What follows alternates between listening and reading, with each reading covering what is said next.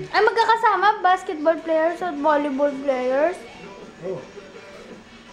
Pero sino kasama mo?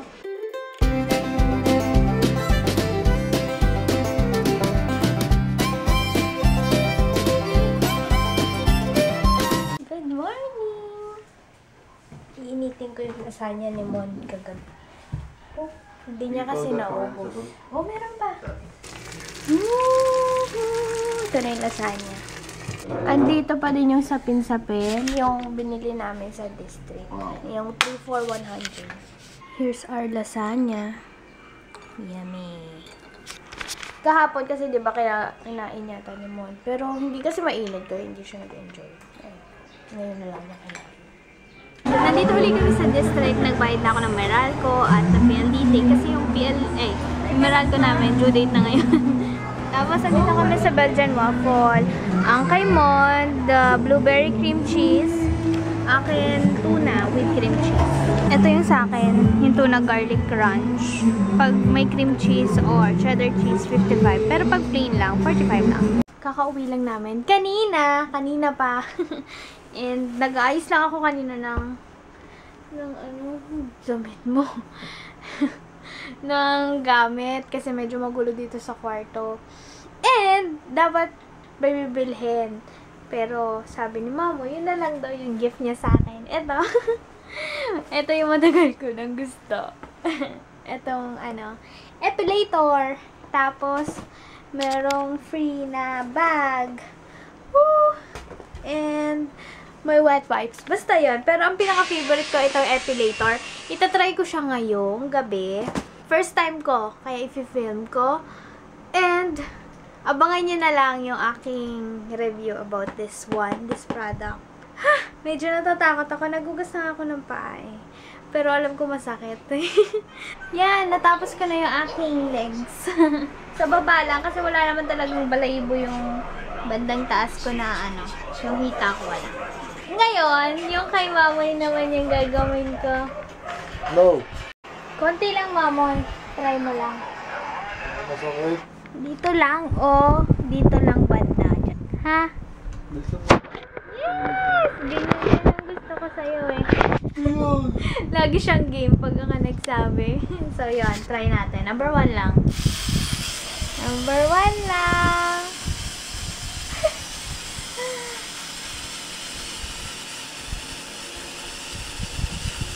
Kaya?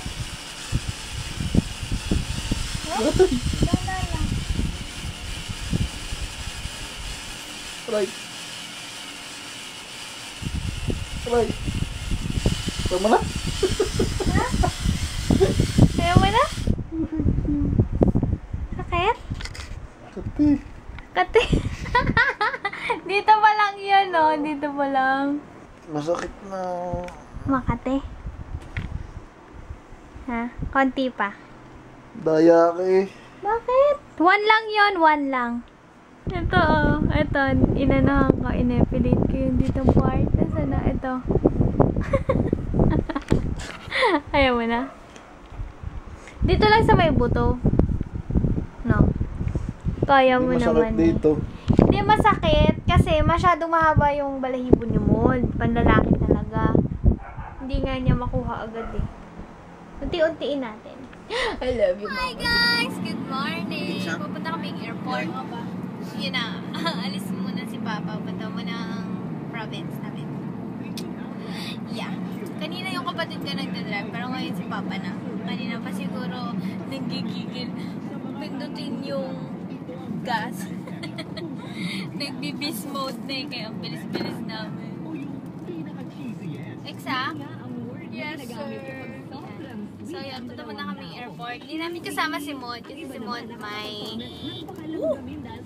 beast mode. You're swerving! No swerving, father. So, yun. Si Mon may laban kasi ngayon. Third game nila sa Las Piñas. Eh, kailangan namin ihatid si Papa sa airport. Kaya, kami muna nakapatid. We're here at Manila Domestic Airport. Tanging ang isa't isa lang naman kasi ang napadala namin. ko. Lalo na noong malaman namin. Malin. Parehas kaming naloko at Wait nasaktan lang. ng Medyo masama yung pakiramdam ko kasi kagabi, nung natutulog ako, ginamit ko yung ni Mon, yung jacket doon sa workplace namin. Hindi pa yung nalalabhan. Siguro nasinghot ko kasi nilagay ko yun dito. Kasi pag aircon, hindi ako pwedeng malamigan ng sobra. Kasi may allergic rhinitis ako. Ngayon, yung ni Mon, yung jacket, maalikabok. Ayun na, singhot ko din. Kaya ngayon, ang kate, ang sakit ng aking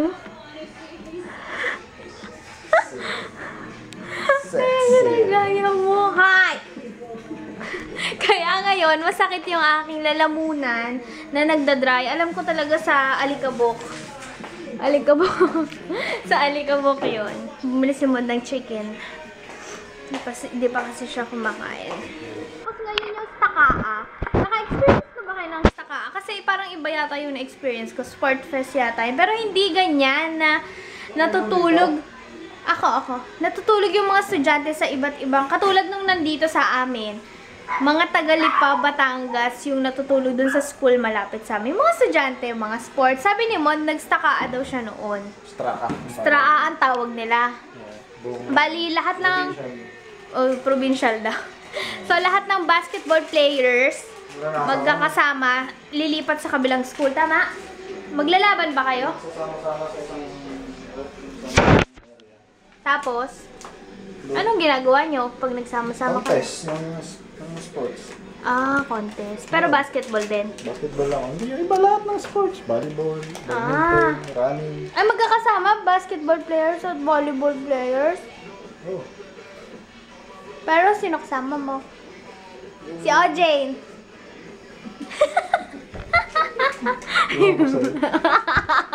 Giimbestigan na naman ako eh. So, yun. Ano ba sasabihin ko? May balita ako. Sobrang ganda. Di ba hindi ako nakasama dun sa kanilang third liga? Pero guess what? Nanalo sila ngayon. Yun nga lang, hindi ko nasaksihan. Pero okay lang, nahatid ko naman si Papa ko. Sayang, nag-dunk pa naman ako. Nasis! Galing! Good job! So yun, nanalo sila. For the first time! Kanina nga pala, ang ginawa ko kasi sobrang dito. Nag-init lang ako ng tea. Nilagyan ko ng isang kalamansi. Tapos, nudging ako. Tapos, nilagyan ko ng konting honey. Ayun, honey. Ate. So, yun. Medyo na-relieve. Pero ngayon, medyo okay. Pero naramdam ko dry shake. Naramdam ko puro alikabok yung aking lalamunan. Ganun yung feeling. Grabe. Mamimiss ko na naman nga pala yung parents ko. Mamimiss ko naman talaga. Napaka nito si Mamoy. Mamimiss ko sila. Namimiss ko na nga ngayon habang nito. Ay, may kukwento ako sa inyo. Hindi ko pa napapakita yung aming duck. Yung duck farm. Ipopost ko dito sa gilid. Dito, yan. Yung duck na yan, matagal na silang hindi nangingitlog. And dapat, kasi, syempre, para maging successful yung business, kailangan mangitlog ang mga duck. So, sabi ko sa mama ko, sinabi nga na hindi nangingitlog yung mga duck. Sabi ko, ma, try mo kayang kausapin isa-isa yung mga duck. Sabi ko, kausapin niya isa-isa yung mga duck. Tapos, ilay hands niya na parang i-confess na magkakaitlog, mangingitlog. Tapos, ayun, kahapon, nag-message sa akin yung mama ko. Sabi niya, nangitlog daw yung mga ducks. Tapos, sabi niya, salamat daw sa pag-remind sa kanya na ilay hands yung mga duck at kausapin. Kasi sobrang dami nung itlog na nangitlog yung mga ducks. Tapos, ayun, sold out lahat ng itlog. Yun lang, nakakatawa lang. Syempre, natuwa si mama nung na-sold out yung mga itlog. Oh, syempre! Susubo kita. Ayan na, kumakain na siya. Kain tayo, guys. Sige, buti pa sila niyaya mo. Ako hindi. Kumain ka na eh. Opo. Kaya sila lang yan. Kain. Mukhang gutom ah. Iwan mo ko eh. Hindi Nagtatampo siya kanina. Kumain mag-isa.